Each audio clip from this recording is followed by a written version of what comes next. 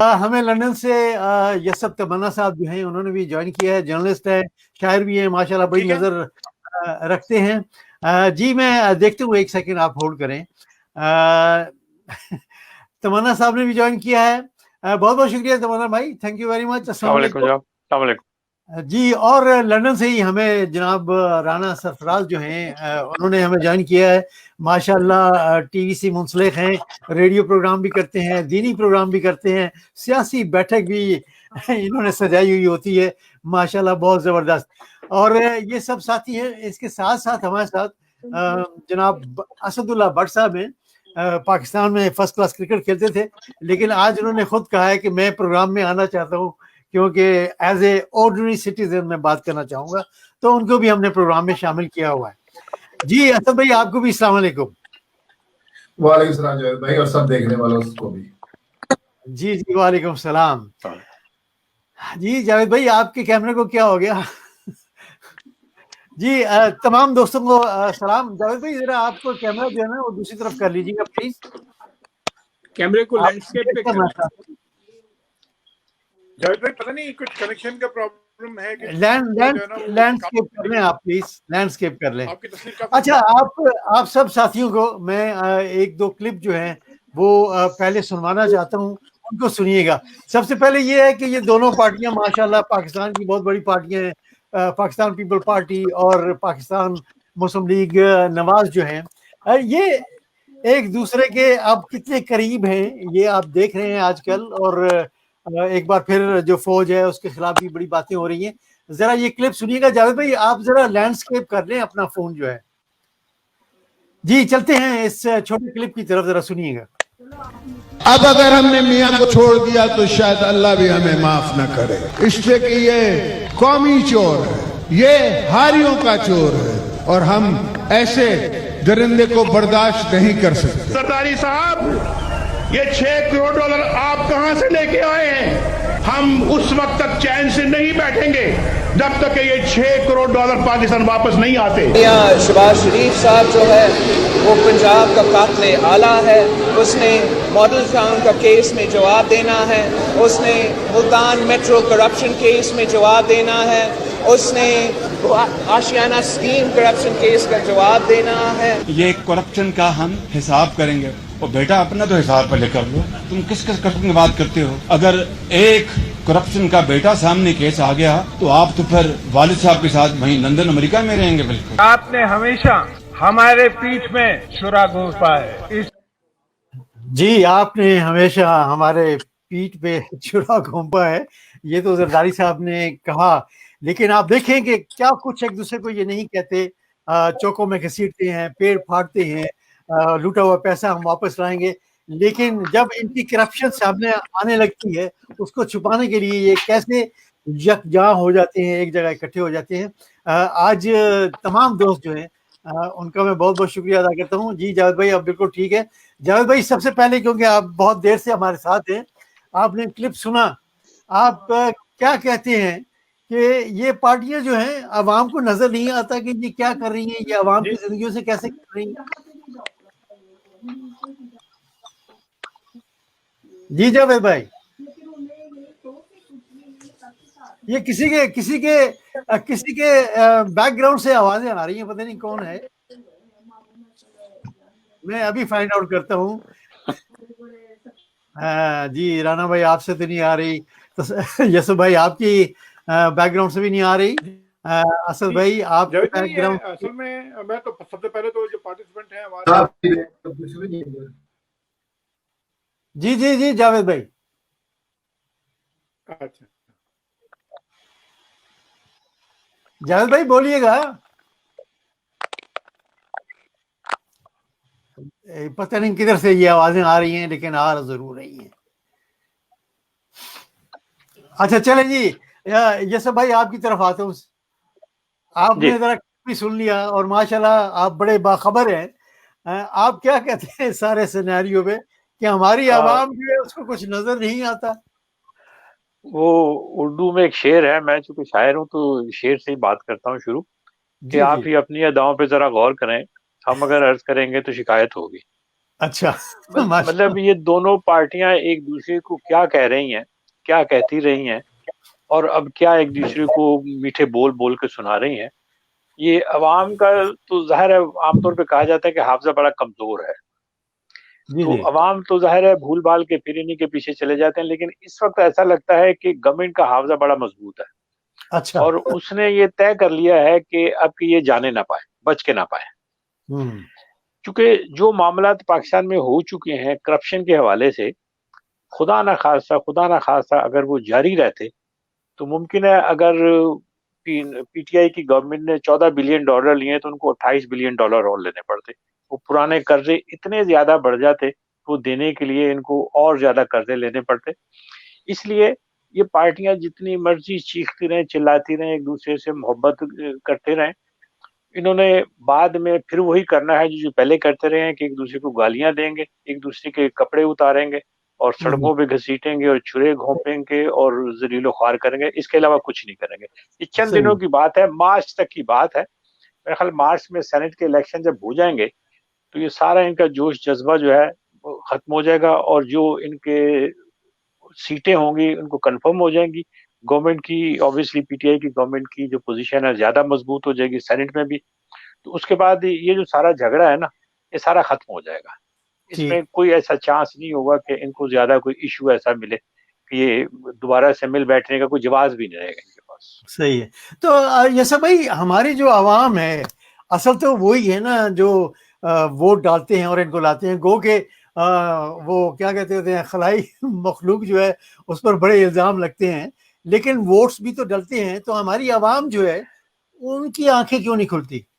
लेकिन बात ये है कि खिलाए मखलूक कोई नाम भी तो लेना, कोई कहे भी इतना। बाद लोग कहते हैं कि जी हमने तो उसने कहा, हमें नहीं पता, आपको तो पता ही है। सामने वाले से कह देते हैं कि आपको तो पता ही है। अब मतलब जी कोई जी। आदमी जबान से भी तो खोले ना। ये जो मीटिंग 16 सितंबर को हुई थी आर्मी चीफ और डीजीएसआई के साथ, वो आज 21 तारीख को शेख रशीद ने बात बताई है। तो बताइए, किसी दूसरे बंदे ने इस पे रोशनी डालने की कोशिश की?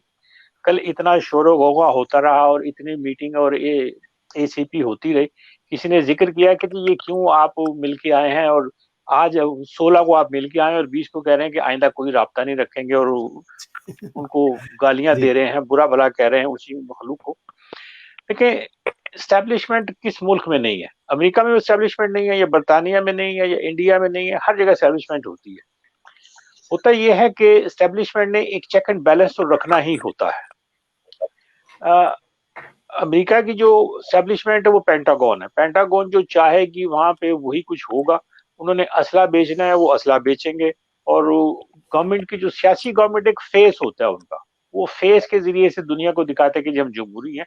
जमहूरी तरीके ज़ाहिर है, जमहूरियत जो चल रही है इस वक्त, उसमें बेहतरीन तरीका तो ये है कि 1 वोट 1 पर्सन की बुनियाद पे, तो ठीक है। लेकिन सही। असल में जो पॉलिसीज बनाते हैं वो वही लोग बनाते हैं जो अपना दिमाग इस्तेमाल करते हैं। सही। प्रेसिडेंट ट्रंप ने बड़ी अच्छी बात की है कि एक आम सिपाही अमेरिका का जो है वो मुझे पसंद करता है, हालांकि फौज एज इदारा मुझे पसंद नहीं करता, क्योंकि मैं मुख्तलिफ मुल्कों से अपनी फौज के सिपाहियों को वापस ला रहा हूँ, और सही है। चूंकि वो वापस आ रहे हैं इसलिए ये बात पेंटागन को भी पसंद नहीं है। अब जाहिर है नवंबर में इलेक्शन है, वहां भी पता चल जाएगा कि मतलब कौन जीता है तेरी जुल्फ के सर होने साथ तक। है या नहीं है?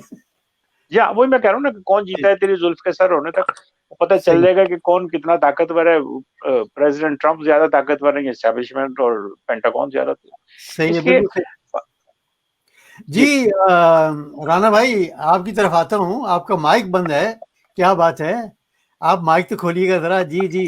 नहीं, मैंने कहा शोर आपको मेरी तरफ से ना लगे तो मैंने इसलिए बंद किया। अच्छा अच्छा अच्छा, कुछ शोर तो आ रहा है अभी भी कहीं से, पता नहीं किधर से आ रहा है। जी आप क्या कहेंगे राणा भाई?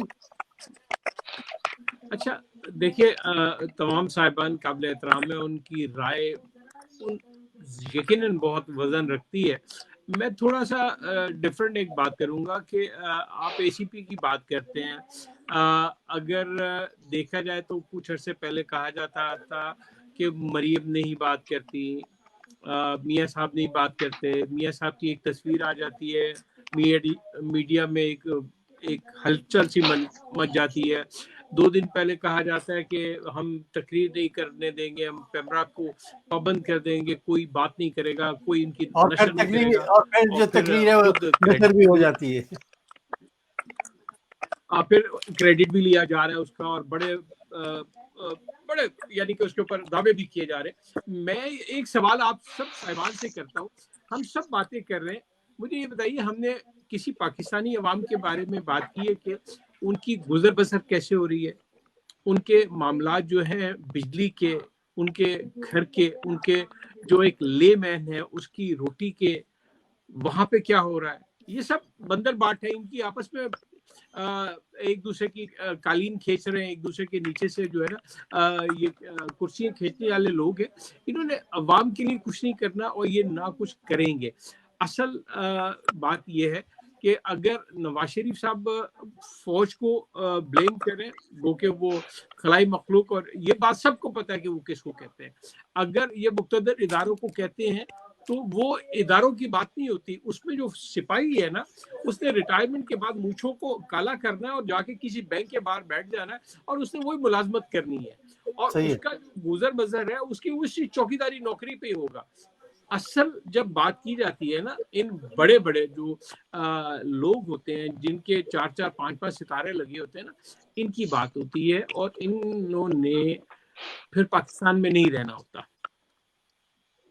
अच्छा, क्या वजह आपने ये क्या सोच के कहा है कि इन्होंने पाकिस्तान में नहीं रहना होता? आप तारीख निकाल लें, करामा साहब से शुरू हो जाए और आप तक के बता दें कहाँ है। सही है। तो देखिए, जरूरत है, दुनिया को पता है, आप बात नहीं कर सकते, आपको पता है। मैं क्योंकि यूके में रहता हूँ, हो सकता है आपका प्रोग्राम ना बैठ करे। मैं अपने शो में बात कर चुका था, मुझे ये बात किसी ने कही कि जब बात करते हैं तो हम क्यों सच को नहीं बोलते, घुमाते क्यों है। आपको पता है लाहौर में, और मैं कराची की बात कर रहा हूँ, 2 जगह की बात कर रहा हूँ, 3 पंखे, 4 बल्ब और बिजली का बिल 28,000 रुपए। सही है, बिल्कुल महंगाई तो है सर। उस बंदे की तनख्वाह 15,000 है। बिल्कुल ऐसी। बताइए, उसके बेटे को नौकरी नहीं मिल रही, उसका बेटा एक अच्छा पढ़ा लिखा सुलझा हुआ नौजवान है, नौकरी के लिए वो दर बदर फिर रहा है, उसके पास नौकरी नहीं है, और नौकरी के लिए उसको चौकीदारी की ऑफर की जा रही है कि हमारे पास चौकीदार की ऑफर मौजूद है, अगर तुम चाहो तो हम तुम्हें नौकरी दे देते हैं। वो बच्चा फर्स्ट क्लास में पास है, ठीक है, और उसके पास एक इतना खूबसूरत बात अगर कहेंगे, मैं प्रोग्राम में लाऊंगा, विजन है।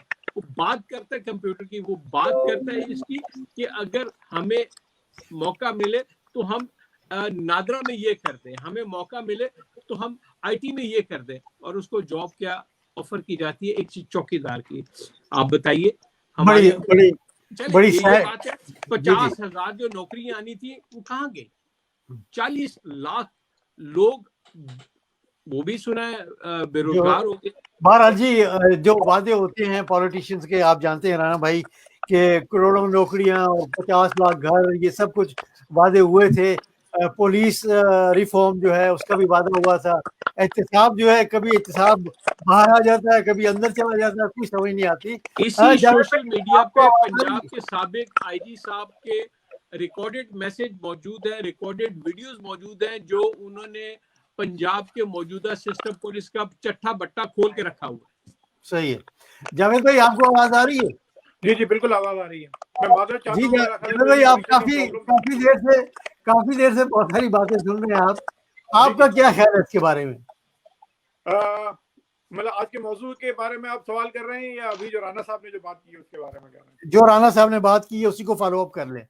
जी बिल्कुल। जावेद भाई, एक आम आदमी का मसला जो है वो यकीनन जो किसी भी लेवल पर एड्रेस नहीं हो रहा, ना पिछली हुकूमतों ने। पिछली हुकूमत वो तो खैर इंटरेस्टेड ही नहीं थे, उनको तो अपने ही माल बनाने से कोई मतलब नहीं था। अब मौजूदा हुकूमत हम कहेंगे ठीक है जी, एक ईमानदार आदमी आके बैठा हुआ है, लेकिन मसाइल पब्लिक के हल नहीं हो रहे।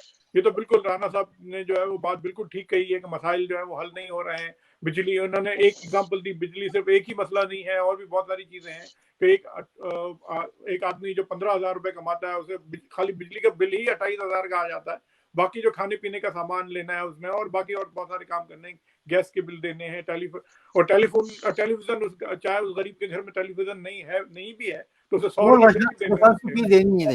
हाँ, तो डेफिनेटली ये प्रॉब्लम तो है जिसको बिल्कुल किसी भी तरीके से एड्रेस नहीं किया जा रहा। सही है। असद भाई आपकी तरफ आता हूँ, आप बड़ी देर से बैठे हुए हैं, सब कुछ सुन रहे हैं। आप एज ए ऑर्डिनरी पाकिस्तानी जो हैं यहाँ ओवरसीज रह रहे हैं, आप क्या कहना चाहते हैं? जी, ये जो किसी की नौकरियां देने का जो मसला है, तो कोई सलाहियत नहीं है मुझे कि मैं बताऊं कैसे नौकरियां मिलेंगी। नौकरियां मेरी नजर में जिसे को पूछे तो नौकरियां तो बंदों ने खुद ढूंढनी है, खुद काम करना है। असद भाई आपकी आवाज मेरा ख्याल है, असद भाई आपकी तरफ से ये जो आवाज है शायद आ रही है। ये मेरी तरफ से तो कोई इस वक्त कोई चीज नहीं चाह रही। अच्छा, चले पता नहीं कहाँ से आ रही है, कोई समझ नहीं आ रही, क्योंकि राना भाई ने तो बंद किया हुआ है। अच्छा, चले माइक नहीं लगाया हुआ ना, वो नहीं लगा, हेडफोन नहीं लगा हुआ, शायद उसकी वजह से हो रहा है। हाँ शायद नहीं, मेरा माइक तो लगा हुआ है, माइक का मैं दोबारा चेक कर लेता हूँ। वैसे चले आप बताएं असद भाई। जी हाँ, नौकरियों के बारे में तो मुझे कोई इल्म नहीं कि कैसे नौकरियां मिलेंगी इनको, और ये उनका मामला जो नौकरियां देने वाले हैं। मेरा मामला इससे है कि ये नवाज शरीफ को आज दोबारा फिर हमारी गवर्नमेंट ने, एस्टेब्लिशमेंट ने वापस बुला लिया कि आए जरा वो खेले जो पहले खेले थे, अवाम को मारे। आपके ख्याल में असद भाई के एस्टेब्लिशमेंट ने इस किस्म की तकरीर करने को कहा है उन्होंने? जी, हमारे मुल्क में इनकी नौकरी, इनकी जॉब डिस्क्रिप्शन ही यही है, जब चाहेंगे बोलेंगे, जब चाहेंगे खामोश हो जाएंगे। दैट्स द जॉब डिस्क्रिप्शन है इन लोगों की। और उसके अलावा मैं इससे बड़ी चीज देख रहा हूँ कि आजकल जो आपको पता है अमेरिका में इलेक्शन होने वाले हैं, और डोनाल्ड ट्रंप की पोजीशन बहुत वीक है, और जो बाइडेन जो है वो जीतने वाले हैं, जीत जाएंगे, मोस्ट लाइकली लग रहे हैं कि वो जीत जाएंगे, सर्विस में भी आ रहे हैं। और उसकी वो जो लोगों को पहले ही पता चल जाता है कि कौन पावर में आने वाला है, तो वो जो एक कबीला है, वो ट्राइब है, वो एक्टिव हो गया दोबारा। आप देख रहे हैं इंडिया को कॉर्नर किया हुआ था ट्रम्प की वजह से, हो गया था। तो अब आजकल की जो गवर्नमेंटें चल रही हैं, वो एक हमारे साथी ने कहा कि ये फेसेस होते हैं, सिर्फ पीछे गवर्नमेंट कोई और चला रहा होता है, इनका आर्मी के लोग या फौजी चला रहे होते हैं। मैं कहूँ आजकल जो गवर्नमेंट चला रहे होते हैं, मुल्क चला रहे होते हैं, वो ये बड़ी कंपनीज हैं, जो कोऑपरेटिव कंपनीज जो होती हैं वो चला रही हैं। वो they are more very strong. अब वो इंडिया के साथ उन्होंने बहुत सारा, फेसबुक ने भी, गूगल ने भी, अमेजोन ने भी, ये जितनी बड़ी दुनिया की कंपनीज हैं, ये इन्होंने उधर इन्वेस्टमेंट की हुई है, करने वाले हैं, क्योंकि चाइना से ये जाएंगे इंडिया में, तो ये कभी नहीं चाहेंगे कि इंडिया जो है, इंडिया के हालात खराब हो। तो वो एक कबीला जो आप देखेंगे वो दोबारा एक्टिव हो गया है। तो मेरी नजर में ये वो है कि इनको दोबारा चांस दिया, आओ जरा दोनों खेले, ताकि बाइडेन के आने से पहले बाइडेन आपको पता है हिलरी क्लिंटन और बराक ओबामा की पार्टी का है, तो मेरे ख्याल में ये उस वजह से एक्टिव हुए। और लेकिन मुझे अफसोस इस बात का है कि 3 साल तक हमारी एस्टेब्लिशमेंट ने हमें पीछे लगाए रखा। नवाज शरीफ करप्ट है, नवाज शरीफ को सजाएं दो। 3 साल लगे, इतना मुश्किल का, हर बंदा टीवी के साथ जुड़ा रहा। 3 साल बाद उसको सजा हुई, सजा होने के बाद फिर उसको सारे लोग खुश हुए, एक तरफ मुल्क जा रहा है, उसको फिर जाने भी दिया, बगैर को स्टाम्प पेपर के ऊपर, अच्छा जाने भी दिया। अब उसको बुला भी रहे हैं वापस आने के लिए। मतलब ये कौन मुल्क हमारा चला कौन रहा है, ये किस तरह चलाना है इन्होंने मुल्क, कोई डायरेक्शन? चले हम पूछते हैं यसब भाई से, पूछते हैं यसब भाई हमारा मुल्क कौन चला रहा है? असद भाई तो कहते हैं जी ये एस्टेब्लिशमेंट जो है यही सब कुछ कर रही है। नहीं, एस्टेब्लिशमेंट का हिस्सा तो है इसमें कोई शक नहीं है, असद की बात में वजन है। लेकिन ये है ना कि एस्टेब्लिशमेंट तो सारी दुनिया में काम ये करती है, जिसका जितना जोर पड़ता है, जो जितना ज्यादा इस्तेमाल करता है दिमाग अपना, वो करता है। बात यह है कि जिन लोगों ने पिछले 30, 35, 40 साल पाकिस्तान में हुकूमत की है सियासी शक्ल के तौर पे, उन्होंने एक काम तो बिल्कुल जोर देकर किया है ना कि अपने पूरी नस्लें उन्होंने अपने लोगों की तैयार कर ली हैं कि जो उनको आखिर तक साथ देंगी, जब तक वो आखिरी सिपाही आखिरी गोली वाला मामला होता है ना।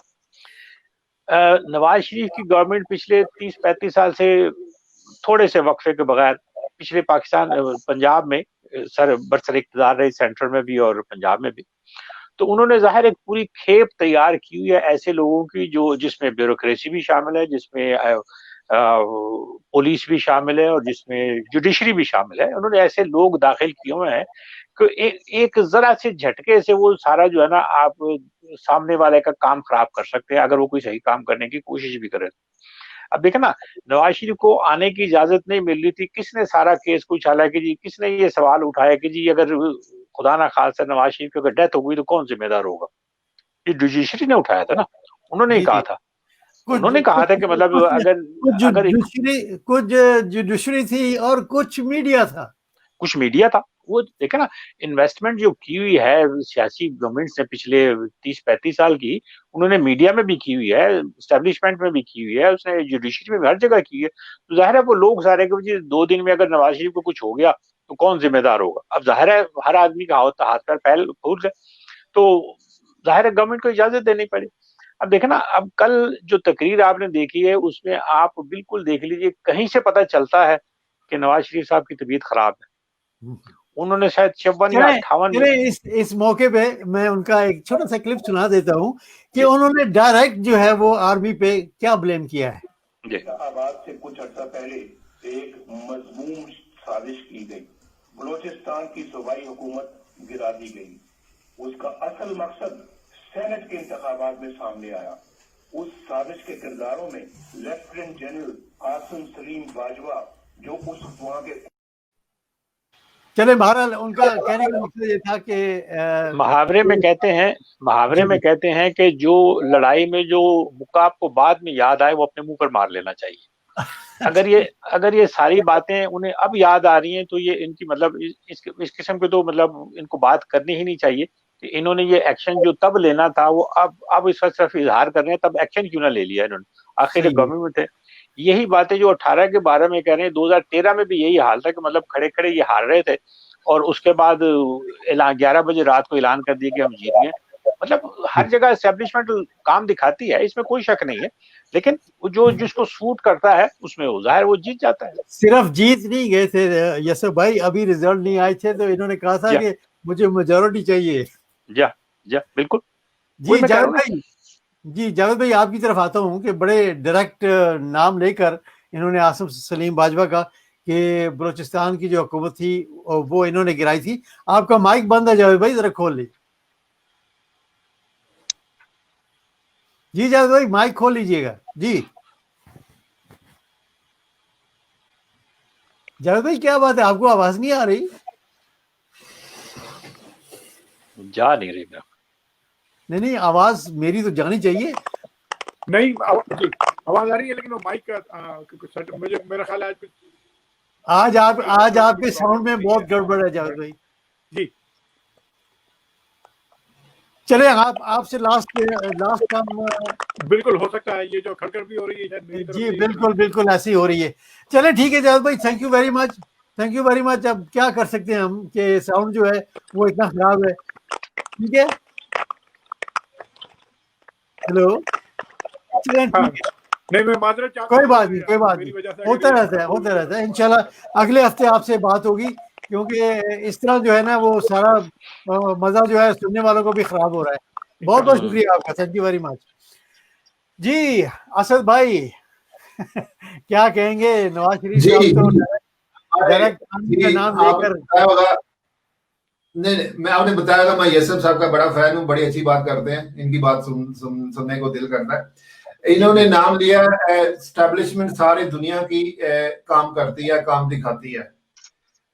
सारी दुनिया की एस्टेब्लिशमेंट जो है वो जब कोई अपने आम आदमियों को मारती नहीं है सरेआम, जैसे मॉडल टाउन में मारा, ये स्टेट की फोर्स है जो American ambassador American ambassador Rafale. एक बार का यशर साहब आपके पास होगा, एक बार का जवाब मैं अभी और बताता हूं। राफेल एम्बेसडर थे अमेरिका के, जो जियाउल हक के साथ मारे गए थे। CIA उसकी जिम्मेदार थी।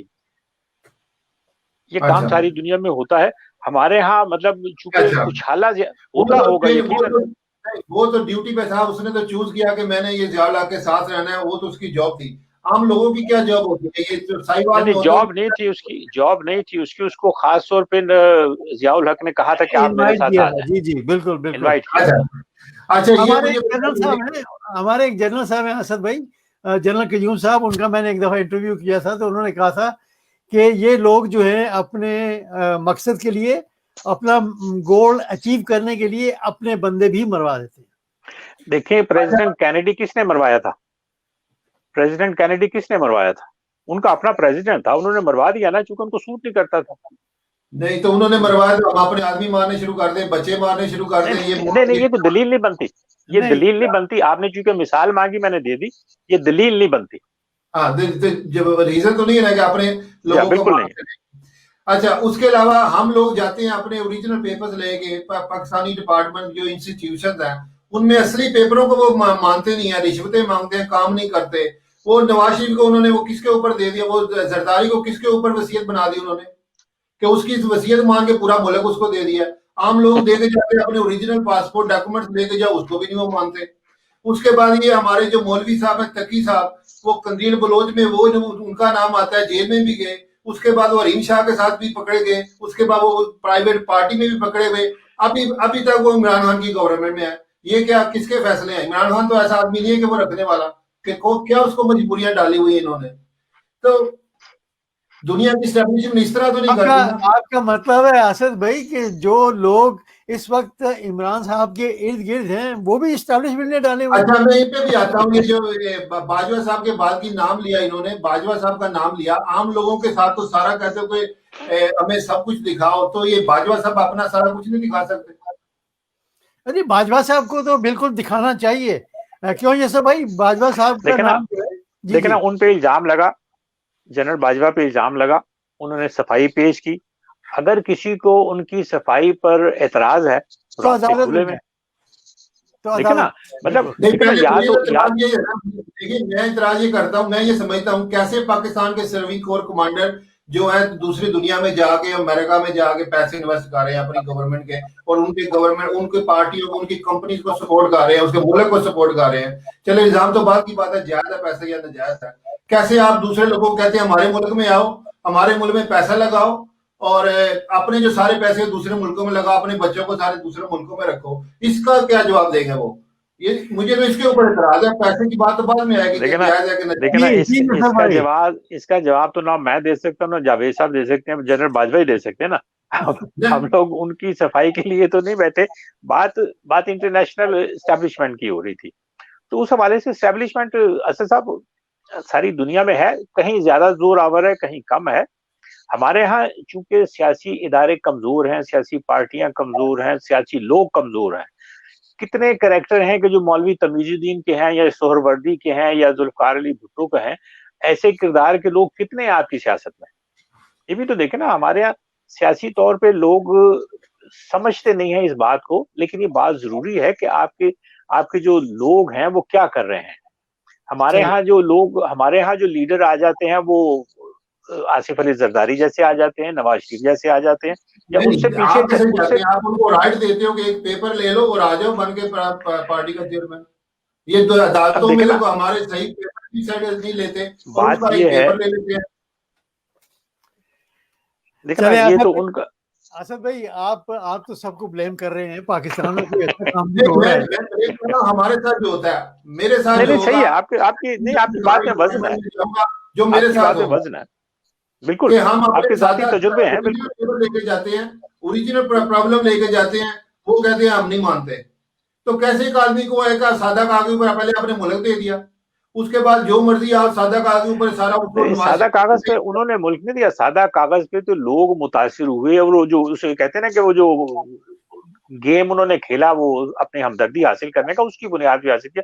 फिर ये देखिए ना कि सियासी जमात के बड़े बड़े लोगों ने, एतजाज एहसन का नाम ले लें, कायरा का नाम ले लें, दूसरों के नाम ले, सारों ने माना ना कि वो वसीयत सही है, सबने माना ना। तो मतलब लेकिन मुझे अब ये तकलीफ हो रही है कि हमारी जो नई जनरेशन भी है जैसे भाई जिन्होंने नहीं मानी, बिल्कुल बिल्कुल नहीं माने। लेकिन अब देखे ना, नाहिद क्या नाम है उनका, बेगम, वो अब्बासी साहब की जो बेगम, नाहिद अब्बासी जो है, या जो उनके मियां, उन्होंने नहीं मानी तो उनका क्या हाल हो गया। हालांकि वो पीपल्स पार्टी के बेनजीर के कितने करीब थे दोनों मियां बीवी, बिल्कुल बहुत करीब थे।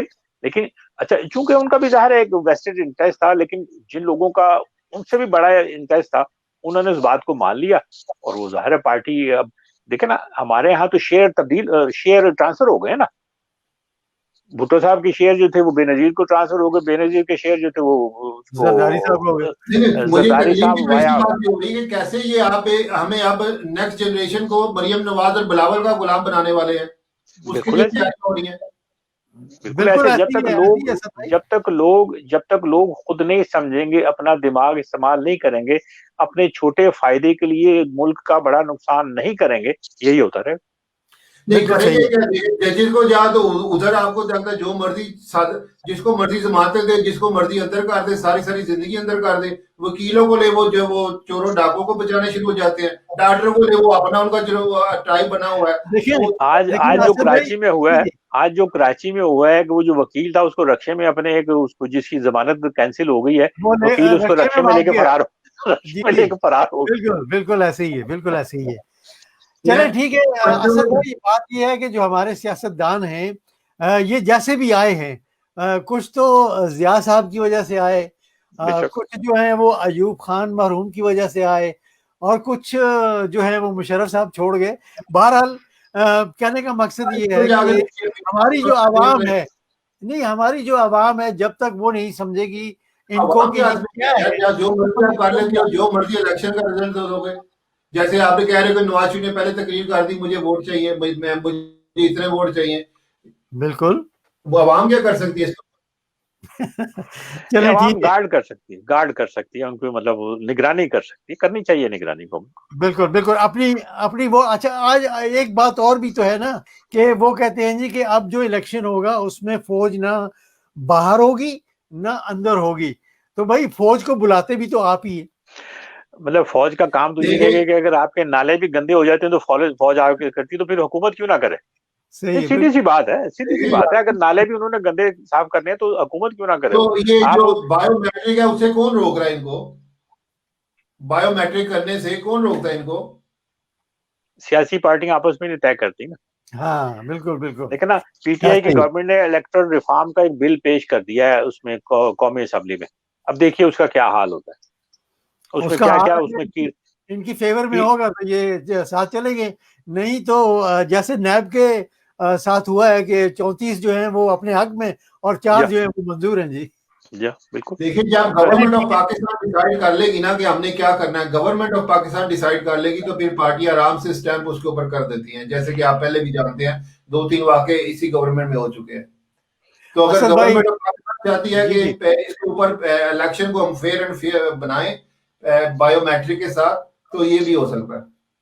असद भाई आपका मैं तहे दिल से मशकूर हूँ कि आप प्रोग्राम में तशरीफ लाए। जैसे भाई as usual very fair comments, thank you very much. और अल्लाह करे कि हमारे जो सियासतदान हैं वो सुलझ जाएं अवाम के थ्रू। अवाम जो है they are the first priority, उनकी होनी चाहिए कि मैं वोट किसको दे रहा हूँ और क्यों दे रहा हूँ, ये सोच समझ के देना चाहिए। बिल्कुल। और मैं आज आपको एक और चीज बताऊं कि मैं आज प्रोग्राम इसलिए खत्म कर रहा हूं कि 2 पार्टिसिपेंट, एक मुस्लिम लीग नून का और एक तहरीक इंसाफ का, दोनों को मैंने इनवाइट किया था।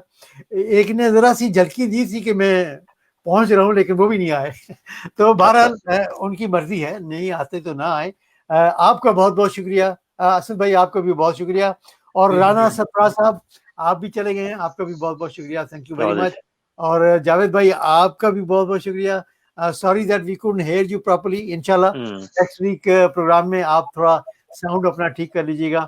बहुत बहुत शुक्रिया यासर भाई, असद बहुत भाई, बहुत बहुत बहुत Thank शुक्रिया, you. Thank you so much. यही था आज का सब रंग, और उम्मीद करता हूँ कि आज का जो प्रोग्राम है वो आपने ज़रूर एंजॉय भी किया होगा और काफ़ी इन्फॉर्मेशन जो है वो भी आपको मिली होगी। हम दुआ करते हैं कि हमारे सियासतदान, हमारी आवाम कुछ सोच बोझ जो है ना वो अपने मुल्क के लिए रखें और अपनी वोट जो है उसको सही तरीके से इस्तेमाल करें। जाने से पहले कहूँगा कि मेरा यूट्यूब चैनल जो है उसको ज़रूर देखा करें, सब्सक्राइब करें, लाइक भी करें, और कमेंट्स जो हैं वो जैसे भी हैं, चाहे वो वीडियो के हक में है, जो पैगाम आप तक पहुंचता है उसके हक में है या नहीं है, आप वो ज़रूर दिया करें। अगले प्रोग्राम तक अल्लाह हाफिज़।